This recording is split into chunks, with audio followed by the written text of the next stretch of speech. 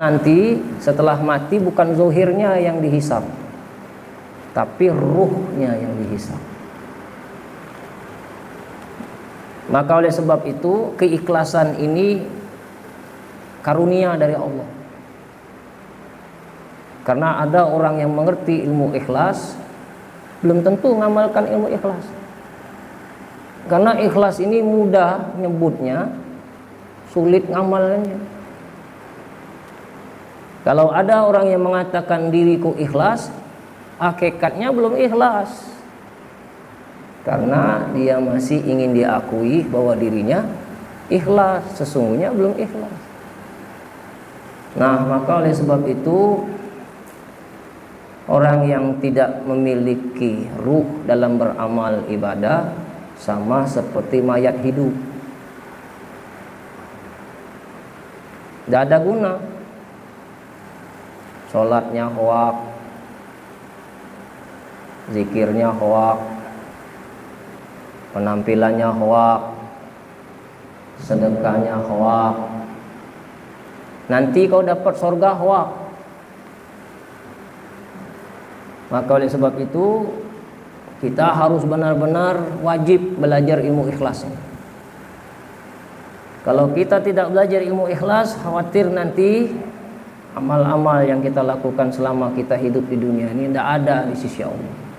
Nol, zero. Maka yang ada di situ hanya penyesalan saja. Maka kata Nabi pernah mengatakan, masalul lazi yaskuru rabbahu wal lazi la yaskuru rabbahu masalul hayyi wal mayyit.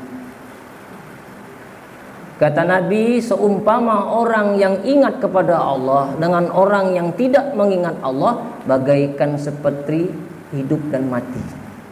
Bagaikan orang yang hidup dengan orang yang mati. Orang yang hidup, orang yang hidupnya ingat Allah.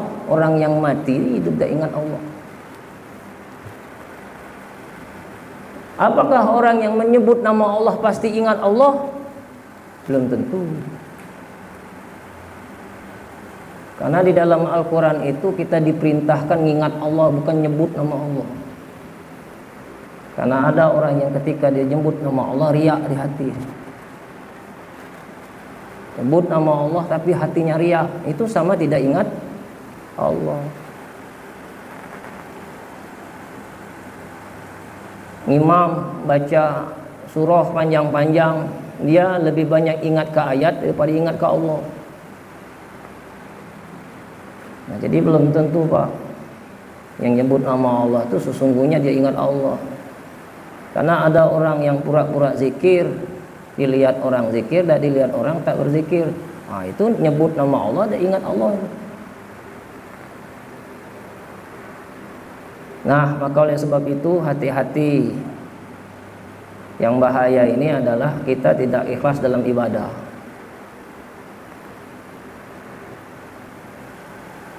Apakah kita yang sholat ikhlas? Belum tentu. Apakah yang ceramah ini ikhlas? Belum tentu.